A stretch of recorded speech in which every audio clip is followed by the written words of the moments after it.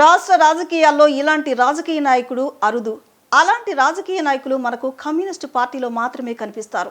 అదే తరహాలో మంత్రి నిమ్మల రామానాయుడు మంత్రి అనే గర్వం లేదు.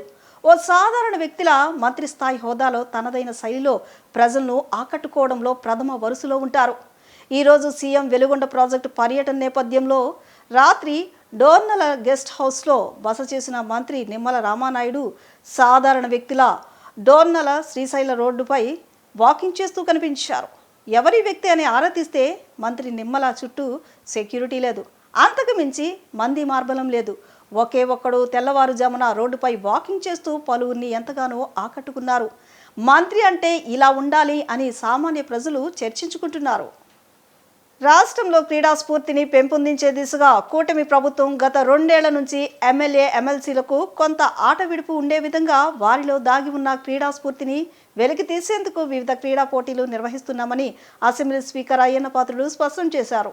ఈ క్రీడల్లో పాల్గొన్న స్పీకర్ అయ్యన్న పాత్రుడితో పాటు పలువురు ఎమ్మెల్యేలు ఆట విడుపు కార్యక్రమాన్ని ప్రశంసించారు. గతంలో ఎన్నడూ లేని విధంగా ఆటల పోటీలు నిర్వహించడం మంచి శుభ పరిణామం అంటున్న ఎమ్మెల్యేలతో ఇందిరాగాంధీ స్టేడియం నుంచి మా ప్రతినిధి మల్లేశ్వరరావు ఫేస్ టు ఫేస్.